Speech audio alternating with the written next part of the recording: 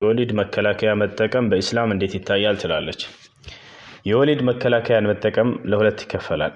አንደኛ ለዘላለም እንዳትወልድ የሚያደርጋትን የወሊድ መከላከያ መጠቀም። ሁለተኛ ለተወሰነ ጊዜ ለአንድ ዓመት ለሁለት ዓመት እንደሚታወቀው በአብዛኛው ሰው እንደሚጠቀመው ጊዜያዊ የሆነ የወሊድ መከላከያን መጠቀም። በሁለት ይከፈላሉ እነዚህ።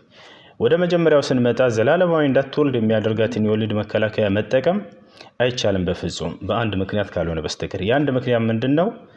ይህች ልጅ ብትወልድ ህይወቷ አደጋ ላይ የሚሆን ወደ ሞት የሚወስዳት በፍጹም ውልደትን መቋቋም የማትችል መሆኗ ከተረጋገጠ በሐኪም የዚያኔ ከህይወት በላይ የለምና የዘላለም የወሊድ መከላከያ መጠቀም ትችላለች።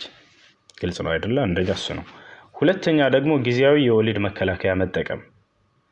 ጊዜያዊ የወሊድ መከላከያን መጠቀም በባልና በሚስት መካከል የሚወሰን ነገር ነው። በመጀመሪያ ከአንድ ጎን የሚወሰን ነገር አይደለም። ለምሳሌ ሚስት በቃ መውለድ አልፈልግም ብላ መጠቀም አትችልም።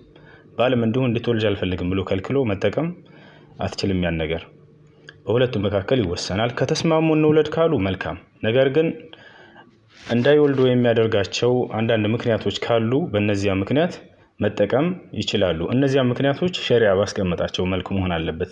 ምን ናቸው እነዚያ ምክንያቶች? አንደኛ ለምሳሌ ልጅቱ ህፃን ነች፣ ገና እርግዝናን መቋቋም አትችልም። የ13 የምናምን ዓመት ልጅ ልትሆን ትችላለች።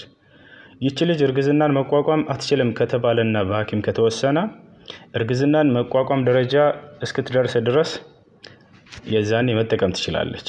ሁለተኛ አንዲት ሴት ለምሳሌ ህፃን ልጅ ወለደች እና ያን ልጅ እያጠባች እያለች ገና አጥብታው ሳትጨርስ ግንኙነት እየፈጸሙ ከሆነ ባሏ ጋር ማለት ነው፣ ይሄ ልጅ በወልድበት ጡቴ ይደርቅበታል፣ እማጠባታለሁኝ፣ እሱንም ለማሳደግ እቸገራለሁኝ ካለች የዚያኔ ለተወሰነ ጊዜ መጠቀም ይችላሉ። ግልጽ ነው አይደለ? ሌላው ደግሞ ምንድነው?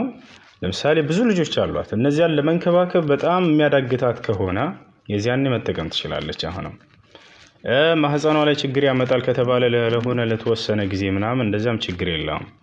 የማይቻለው ምንድነው? ሪዝቅ ፈርተው ለምሳሌ ምን እናበላቸዋለሁ ምናምን፣ እንዲሁም ደግሞ አይ አሁን መውለድ አንፈልግም ትንሽ ላይፋችንን እንቅጭና ምናምን የሚባል ነገር፣ በእነዚህ ምክንያቶች አይቻልም።